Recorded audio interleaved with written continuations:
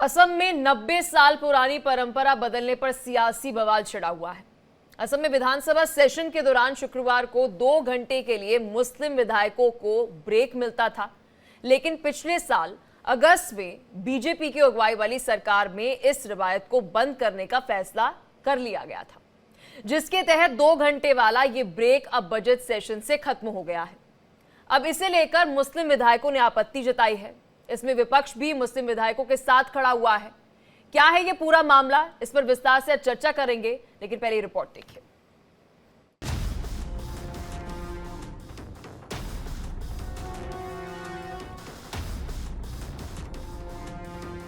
असम में नया सियासी बखेड़ा खड़ा हो गया है। मसला विधानसभा सत्र के दौरान इबादत के लिए मिलने वाले ब्रेक से जुड़ा है। सीधे शब्दों में कहें तो नमाज के लिए ब्रेक का मामला है। 9 दशक पुरानी परंपरा को असम सरकार ने बजट सत्र से खत्म कर दिया है, यानी नमाज के लिए मिलने वाला ब्रेक अब न मिल सकेगा। इसे लेकर अब सियासी बवाल मच गया है। हालांकि हिमंता सरकार ये फैसला बीते बरस अगस्त में ही कर चुकी थी। फर्क बस इतना है कि इसे अब बजट सत्र से लागू किया गया है।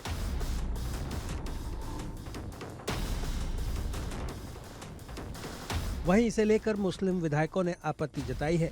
फैसले पर नाखुशी जताते हुए AIUDF विधायक रफीकुल इस्लाम ने कहा है कि ये संख्या के आधार पर थोपा गया फैसला है। इस्लाम ने कहा कि विधानसभा में करीब 30 मुस्लिम विधायक हैं। हमने इस कदम के खिलाफ राय जाहिर की थी, लेकिन बीजेपी के पास नंबर की ताकत है और वो इसी आधार पर इसे थोप रहे हैं। मुस्लिम विधायकों को विपक्ष का भी समर्थन मिल रहा है। विपक्ष के नेता देवव्रत सैकिया का कहना है कि सरकार पास में ही इसकी व्यवस्था कर सकती थी।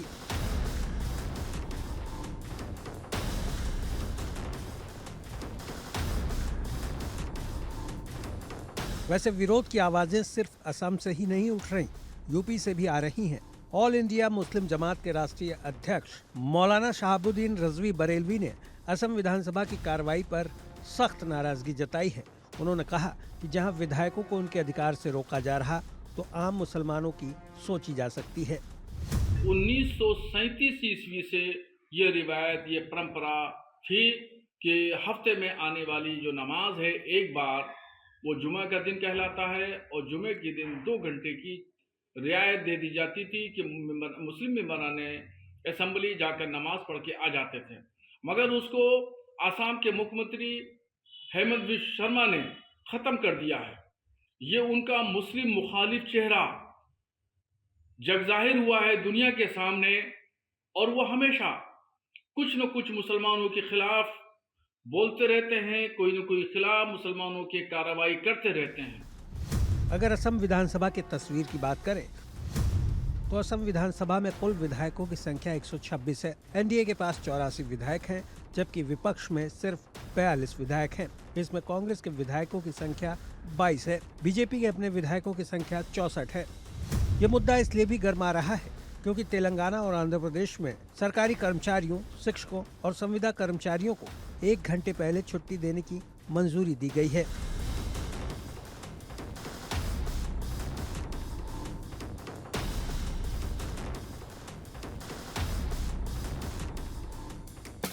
बहरहाल राज्य की सियासत में ये मुद्दा किस तरह करवट लेगा, ये तो विपक्ष और सरकार के हाथ में है। नमाज ब्रेक का ये मामला विपक्ष और मुस्लिम विधायकों के लिए हथियार बन सकता है, जिसके जरिए सरकार पर भेदभाव का आरोप लगाकर वो चुनावी माहौल बनाने में पीछे नहीं रहने वाले।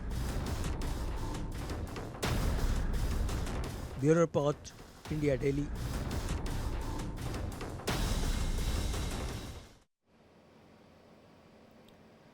चलिए विस्तार से अब इसी मुद्दे पर चर्चा करते हैं। मेहमान हमारे साथ जुड़ चुके, परिचय आपको करा दे। रमनीश वत्स हमारे साथ नेता है बीजेपी से, सौरभ दुबे हमारे साथ पॉलिटिकल एक्सपर्ट जुड़ चुके हैं, ऋषि मिश्रा हमारे साथ वरिष्ठ पत्रकार है, हाजी जुबैर हमारे साथ पॉलिटिकल एक्सपर्ट है। बहुत शुक्रिया आप चारों का अपना कीमती समय देने के लिए। रमनीश वत्स जी, शुरुआत आपके साथ करेंगे।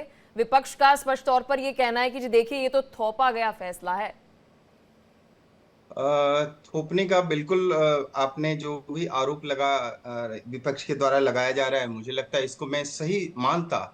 लेकिन ये सिलसिला तो मुझे आपको याद दिलाना होगा कि 1937 में मुस्लिम लीग पार्टी जो है वहीं से कवायद शुरू हुई थी, और ये जो आज चीजें जो देख रहे हैं सामने आ रही है, और वो जो सिलसिला चला और तक अब तक आप ये देखिए कि जारी रहा। लेकिन सबसे बड़ी चीज है कि नमाज से किसी को भी कोई भी किसी भी सियासतदान को दिक्कत नहीं हो सकती है। लेकिन यदि दिक्कत हो रही है तो आप समझिए कि आधे घंटे का नमाज होता है, वहां पे 2 घंटे से ज्यादा व्यवधान होता है। और विधानसभा यदि व्यवधान होता है तो आप समझिए कि विधानसभा में जो एक एक मिनट का हिसाब होता है, कितना खर्च होता है, और वो खर्च किसका होता है? देखा जाए तो असम के आम जनता का। तो आम जनता का पैसा का दोहन किया जा रहा है इसके माध्यम से। क्योंकि आप देखिए कि विधानसभा में यदि आधे घंटे का भी सत्र यदि में व्यवधान आता है तो बहुत बड़ा अमाउंट एक आप देखिए कि इसमें मुझे लगता है कि आम जनता का पैसा जो जाया जाता है। और यहाँ पे 2-2 ढाई-ढाई घंटे तक ये लगातार ये चीजें होती है, और ये सिलसिला आज से चला नहीं आ रहा है। लेकिन मुझे लगता है कि कोई भी सियासतदान हो, चाहे समाजवादी पार्टी की बात करें, चाहे कांग्रेस की बात करें, चाहे कोई और भी है, आज यदि कोई भी इसमें नमाज के मामले में भी सियासत कर रहा है, खास करके जो भी वहाँ के मौलाना है, मदरसा है, ये सारे के सारे लोग जो आज अरंगा लगा रहे हैं, मुझे लगता है कि सरकार का मुझे लगता है इसमें समर्थन करना चाहिए। यदि उनके अंदर कोई भी समझ होता, यदि आप वाकई में उनके अंदर ये बुद्धिजीवी यदि लोग होते, तो मुझे लगता है कि उसका स्वागत इसलिए करना चाहिए कि आज देखिए सबसे पहली बात तो मैं बता दूं कि नमाज आज यानी कि आप जब नमाज करते हैं तो आप ईश्वर के प्रति आप समर्पण की भावना दिखाते हैं, नतमस्तक होते हैं। तो उसमें तो आपको सद्बुद्धि आनी चाहिए ना, आपके अंदर समझ आनी चाहिए, आपके अंदर विवेक आना चाहिए, और आपके ज्ञान का उद्भव होना चाहिए नमाज करने के बाद। लेकिन नमाज करने के बाद जब अराजक तत्व जो हैं आप देखिए किस तरह से सक्रिय हो जाते हैं, और खास करके देखा जाए तो वहां की सरकार को हिलाने और डिगाने का प्रयास करना। तो सर आप कह रहे हैं कि इस वजह से ब्रेक खत्म किया गया है। ऋषि मिश्रा जी, नहीं, सर क्या कहना चाहेंगे? ये मेरा ब्रेक मानना पर है, जो ब्रेक ब्रेक तो लगाया गया है, काहे का ब्रेक? कितना ये अच्छा फैसला है? क्या ये सेकुलर है या नहीं है, इसके विरुद्ध है? सर क्या कहना चाहेंगे? देखिए, ये तो वहाँ की जनता को डिसाइड करने दीजिए, अच्छा फैसला है या खराब है। लेकिन देखिए, ये विशुद्ध रूप से राजनीति है। क्या ये परंपरा जो चली आ रही थी, कई पार्टियों की सरकार असम में रही है, ये परंपरा पहले से चली आ रही। और ये जो बीजेपी के जो नेता हैं या नहीं पता नहीं, मेंबरशिप लिए हैं कि नहीं लिए हैं पता नहीं, किस पद पे हैं हमको नहीं मालूम रवनीत के बारे में। आसाम की राजनीति को कितना समझते हैं नहीं समझते हैं।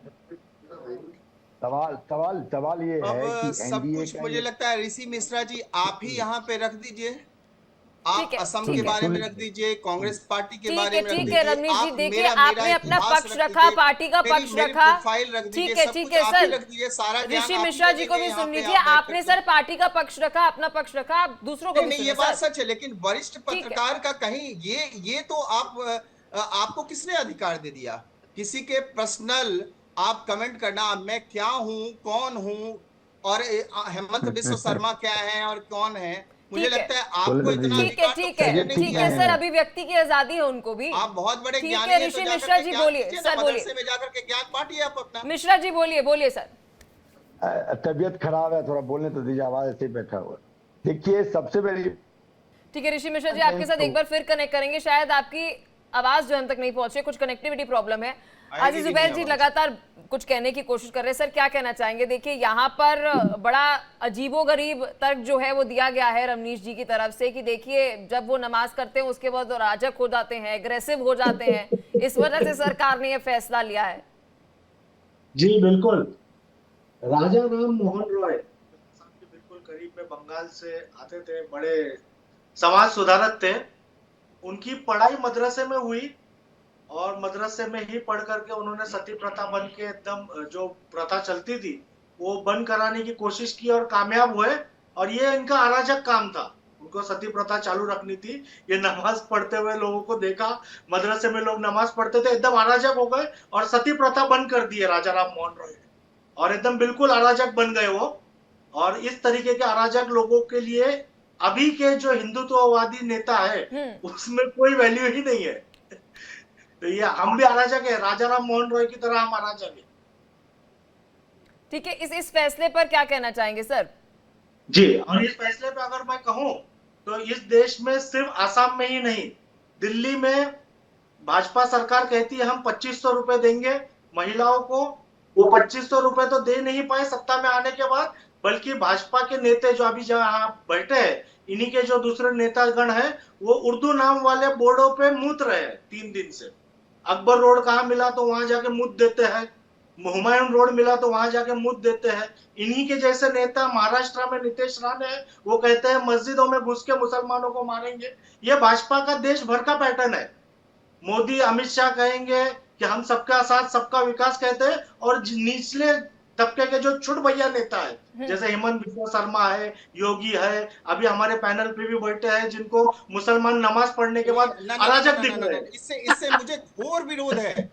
नहीं इनको ठीक है। इनको सौरभ दुबे जी, तीनों को आपने सुना, ये फैसला कितना सही था? सौरभ दुबे जी आपके पास आऊंगी, देखिए रमनीश जी आपके पास आऊंगी, पूरा समय दूंगी, अभी बहुत समय हमारे पास। सौरभ जी देखिए, आपने पक्ष विपक्ष दोनों को सुना। देखिए बड़ी बात यह है कि अब तो हिंदुओं के भी अगर त्योहारों पर उन्हें समय दे देना चाहिए कि देखिए आप जाइए, अभी सेशन है, थोड़ी सी पूजा कर लीजिए, फिर वापस आइएगा, फिर सेशन जो है आपके अनुसार चलेगा। क्योंकि अपेरेंटली हम तो सेक्युलर है ना, हमारे लिए सारे धर्म एक जैसे हैं, तो सबको टाइम देना चाहिए। सौरभ जी। बिल्कुल, देखिए ये कुल मिलाकर के एक जो सरकारी व्यवस्था है, जो इस देश में लोकतांत्रिक व्यवस्था है, उसके अंदर जो है अगर कुछ पहले की सरकारों ने कुछ ऐसा किया है कि वो तुष्टीकरण की वजह से किसी एक वर्ग विशेष को ज़्यादा छूट दे दी, और किसी एक वर्ग विशेष के लिए उन्होंने कुछ समय ही नहीं रखा, कुछ ऑप्शन ही नहीं रखा। वो कुल मिलाकर के मुझे लगता है टोटल मामला ये है। क्योंकि देखिए जब आप लोकतांत्रिक व्यवस्था में रहते हैं तो आप संविधान के तहत जो है आपको कार्य करना पड़ता है। देखिए अगर आप प्राइवेट ऑफिस में है, पलक जी आप सपोज करिए अगर आप न्यूज पढ़ रही हैं और यहाँ पर आपकी कंपनी में मान लीजिए आपके एक साथी मुस्लिम भाई भी है, नमाज पे कोई प्रश्न नहीं है, लेकिन अगर काम के समय में लोग नमाज पढ़ने चले जाएंगे तो काम कब होगा?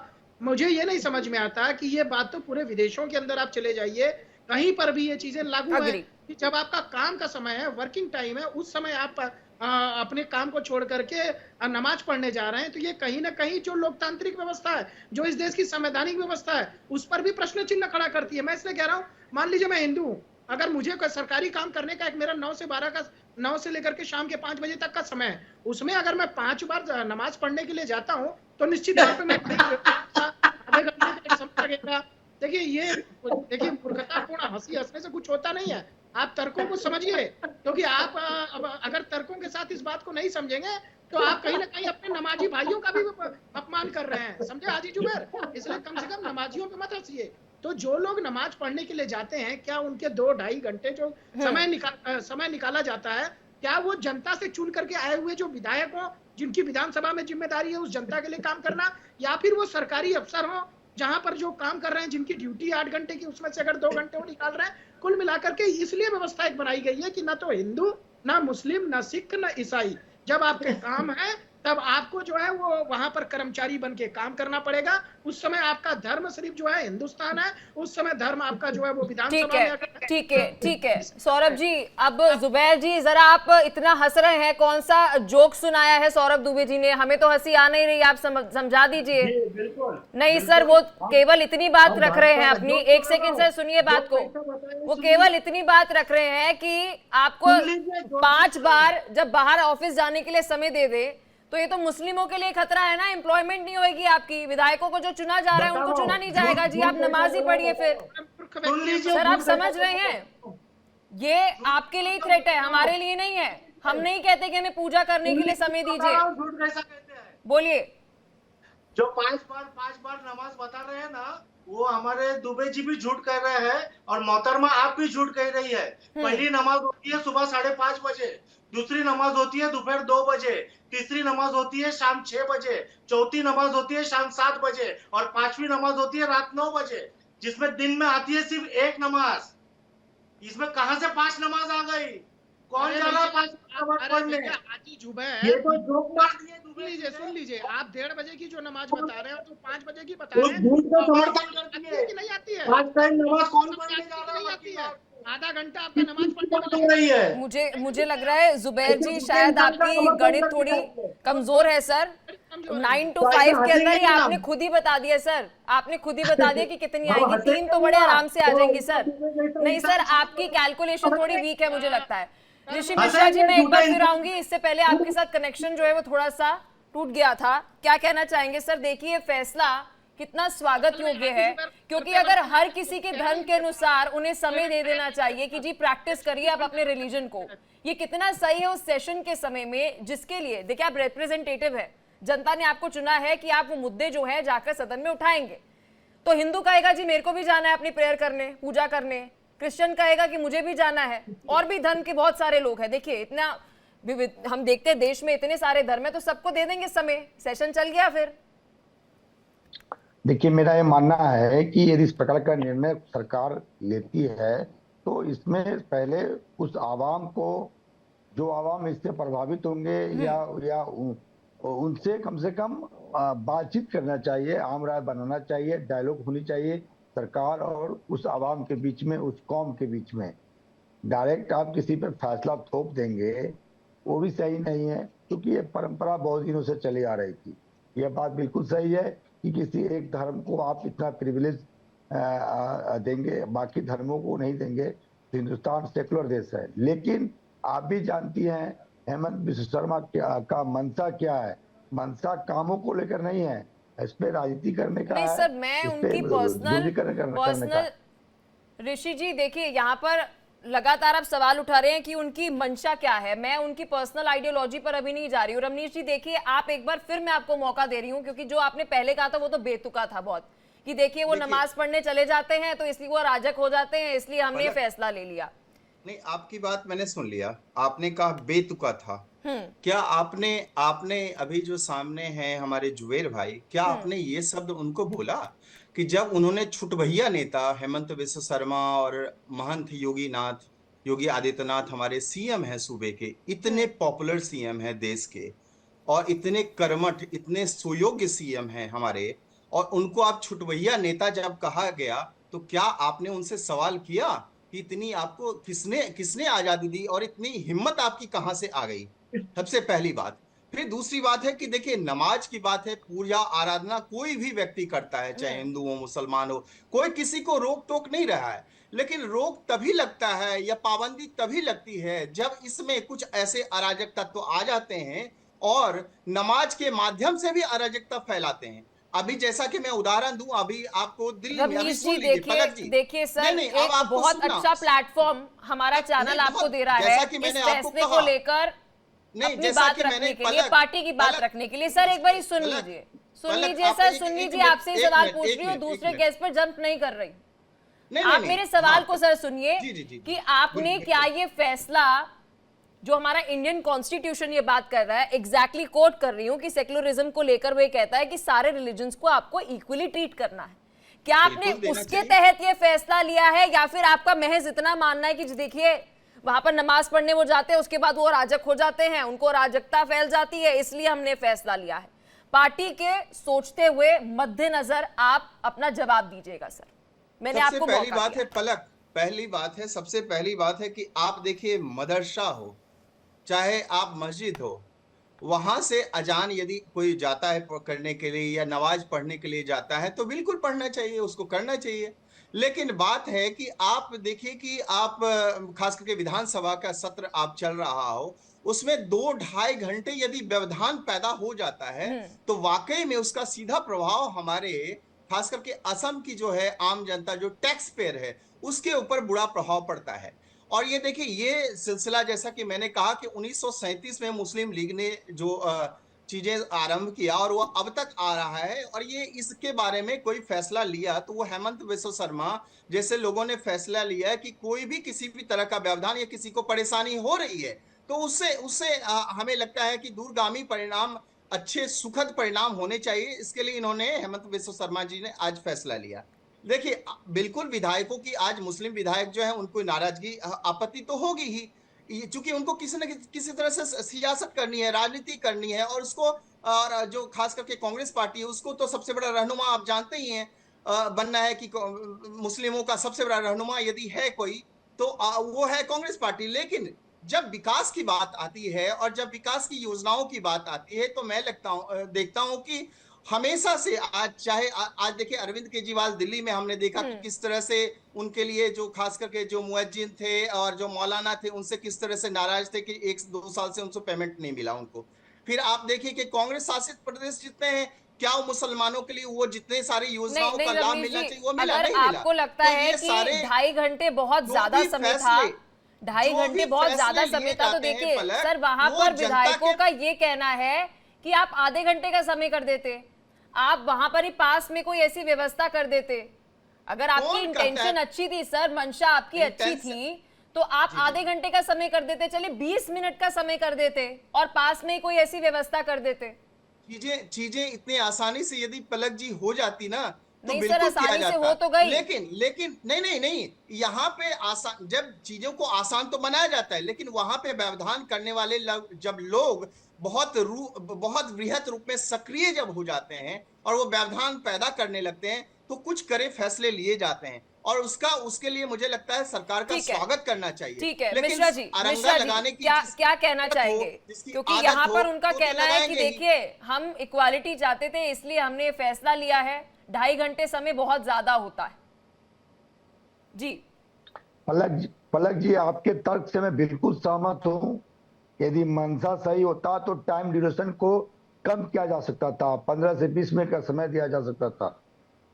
बिल्कुल काम होना चाहिए। जनता ने किसी व्यक्ति को मैंडेट दिया है और उस विधायक पे या विधानसभा पे इतना खर्च होता है तो जनता से जुड़े हुए मुद्दों पे बात होनी चाहिए, काम होनी चाहिए। लेकिन मंशा यहाँ सही नहीं है। ठीक और है, मंशा को लेकर सौरभ दुबे जी, क्या लगता है सरकार की क्या मंशा सही नहीं है? अगर मंशा सही होती तो आप वो 2.5 घंटे का समय जो है वो 15 या 20 मिनट कर देते और पास में ही कोई ऐसी व्यवस्था कर देते। देखिए पलक जी, एक बात समझनी पड़ेगी कि ये बात केवल एक मुख्यमंत्री या एक राज्य के लिए नहीं है। बात निश्चित तौर पे वहां एक राज्य ने फैसला लिया है, लेकिन आपको ये समझना पड़ेगा जब आप विधायक चुनते हैं या सांसद चुन के आते हैं या आप सरकारी नौकरी में जाते हैं तो वहां पर ऐसा कोई प्रावधान नहीं है कि आपको ऑफिस के कार्य के समय में इतना समय पूजा के लिए निकाला जाएगा, उस पर कोई साइन करना पड़ता हो। देखिए एक नैतिक रूप से आप प्रार्थना करना सबका अपना अधिकार है, लेकिन एक विशेष वर्ग को अगर आप 15 से 20 मिनट देंगे तो फिर आप हिंदू भी मांगेगा 15 से 20 मिनट दे दीजिए, फिर पता चला कि आपका ऑफिस ही खाली हो गया। भाई अगर आप 20-20 मिनट करके पूरे ऑफिस को देने लगे, पूरी विधानसभा को समय देने लगे, पूरे संसद को समय देने लगे, पूरा इस प्रकार से किसी भी जो हमारा संविधान है उसके अंदर कहीं भी नहीं लिखा है कि आप ऑफिस के कार्य के समय, संसद चलने के समय, विधानसभा चलने के समय आपको 5 बार नमाज पढ़ने के लिए, 2 बार नमाज पढ़ने के लिए अलग से समय दिया जाए। ये तो इतना तो हाजी जुबैर भी जानते होंगे कि ये हमारे संविधान में नहीं लिखा है। हाँ, निश्चित तौर पे आपकी प्रार्थना का हम सम्मान करते हैं, आप करिए, लेकिन आपकी प्रार्थना का जगह, समय आपके हिसाब से होना चाहिए ताकि जो सरकारी व्यवस्था है वो आपके अंदर जो है उससे उसके अंदर किसी प्रकार की जो है वो दिक्कत ना आए। लेकिन अगर कोई विधानसभा में व्यक्ति अपने समय में जिस समय उसको जनता की जवाबदेही तय करनी है, अगर उसके बीच में वो लेकिन सौरभ दुबे जी, अभी जो थोड़ी देर पहले आप कैलकुलेशन बिठा रहे थे वे तो सहमत ही नहीं उस कैलकुलेशन से। वो कह रहे 9 to 5 की जॉब में महज एक बार ही सिर्फ नमाज पढ़नी होती है। नहीं आपकी गणित सही नहीं है। नहीं पलक जी, देखिए 2 बार होती है। मैं स्वयं अल्पसंख्यक कार्य मंत्रालय में लंबे समय तक काम किया हूं और उसके अंदर लगातार इस तरह की समस्या आ रही थी। ज्वाइंट सेक्रेटरी ने एक नोटिफिकेशन निकाला कि आपको अगर नमाज पढ़नी है, पहली बात तो आप परमिशन लीजिए, परमिशन लेने के बाद आपको सिर्फ एक टाइम अलाउड किया जा सकता है। क्योंकि होता क्या था, 1:30 बजे 1 बजे की जो नमाज होती है दोपहर की, उस समय कुछ लोग चले जाते थे, कुछ लोग जो है वही दोबारा शाम को चले जाते थे। इससे जो सरकारी काम है, क्योंकि देखिए आप जब सरकारी नौकरी आपने ज्वाइन की है तो आपका जो दायित्व है, आपका कर्तव्य है वो जनता के प्रति कार्य करना। अगर आप उस समय को अपने समय के लिए इस्तेमाल करेंगे, किसी भी धर्म का आदमी हो, तो निश्चित तौर पर मेरा मानना है कि कहीं ना कहीं जो है वो आप अपने ठीक है। जुबैर जी क्या कहेंगे? फाइनल कमेंट में आपसे लूंगी, बीच का रास्ता क्या है? धर्म का पालन भी करना और कर्म का पालन भी करना है। बोलिए सर। सबसे पहली बात तो फिर से दुबे जी ने झूठ बात कही। एक ही नमाज आती है वर्किंग आवर्स में, जो आती है 1:30 बजे, और 1:30 बजे सभी इंसान जो बाकी भी 5 बजे क्या होता है? 6 बजे होती है। अरे भैया चलिए चलिए, बहुत बहुत शुक्रिया आप तीनों का, अपना कीमती समय आपने दिया, विस्तार से इस मुद्दे पर चर्चा की। तो देखिए, अब ये जो ब्रेक था, इस पर ब्रेक जो है वो असम सरकार ने लगा दिया है। अब आने वाले समय में कितनी सियासत इस पे होगी वो तो आने वाला वक्त ही बताएगा।